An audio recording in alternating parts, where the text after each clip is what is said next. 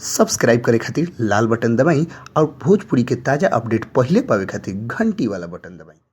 छपरा जिला भोजपुरी पर रउआ लोग के बहुत बहुत स्वागत बा। जी हाँ, आज के जौन खबर बा रउआ लोग के बीच हम कुछ ऐसा खबर से रूबरू करावे जा रहल बानी कि रउआ लोग के मन में सवाल के उ खड़ा जरूर कर सकता। जी हाँ, रउआ लोग के बता दी कि आज के जौन सवाल बाटे न्यूज के रूप में रउआ लोग के ई बाटे कि आखिर काजल राघवानी अगर सबसे ज़्यादा प्यार करेली तो केकरा से प्यार करेली। जी हाँ, सबसे बड़ खबर आज के रउआ लोग के बीच हम न्यूज के माध्यम से रउआ लोग के बीच हम प्रस्तुत करे जा रहल बानी कि भोजपुरी के सुप्रसिद्ध अभिनेत्री, लगातार सुपर डुपर हिट फिल्म करे वाली अभिनेत्री काजल राघवानी के रियल लाइफ से जुड़ल कुछ खबर रउआ लोग के बीच हम रूबरू करावे जा रहल बानी। जी हाँ, सही बात बा कि अगर काजल राघवानी अगर सबसे ज़्यादा प्यार करेली तो केकरा से प्यार करेली। रउआ लोग बहुत प्रकार के दिमाग में सवाल पैदा करत हो कि उ नाम कहीं दिनेश लाल यादव निरहुआ के नइखे नु, कहीं खेसारी लाल यादव के नइखे, कहीं पवन सिंह के नइखे, कहीं प्रदीप पंडित चिंटू के तो नइखे।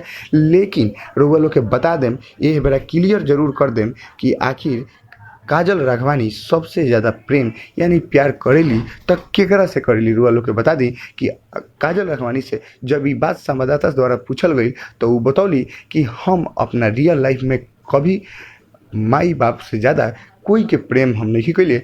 और बात जब निजी जिंदगी से पूछल गई कि रुआ जिंदगी में बाटे तो वो ये बात के सीधे सीधे इनकार कर दिली कि ऐसा कोनो बात नहीं है। रुआ लोग हम बता दी कि वो कोई निजी व्यक्ति से कोनो प्रेम ना करेली। उनका पास एगो टॉमी रखले बाड़ी। जी हाँ, बहुत ही क्विट टॉमी यानी ओकरा के हमनी के अंदाज में कुत्ता कहिला सब भोजपुरी में, उनकरा के रखले बाड़ी। ओकरा से बहुत स्नेह प्रेम बटे, उनका के साथे रखेली, खियावेली पियावेली, हर चीज़ उनकरा उसे उनके मन लाग गई बटे। ऐसे उनकरा सबसे ज़्यादा पापा मम्मी और उ टॉमी से प्रेम करली, कौनो प्रकार के हीरो के नाम ना लेवेली। ऐसे वो लोग समझ सकता नहीं कि उनका प्यार केकरा से ज़्यादा जुड़ल बा। भोजपुरी के ताजा तरीन खबर वो लोग के बीच हमने कैसे ही पेश करता, बस लाल बटन दबा के सब्सक्राइब करी और सबसे तेज अपडेट पावे खातिर घंटी वाला बटन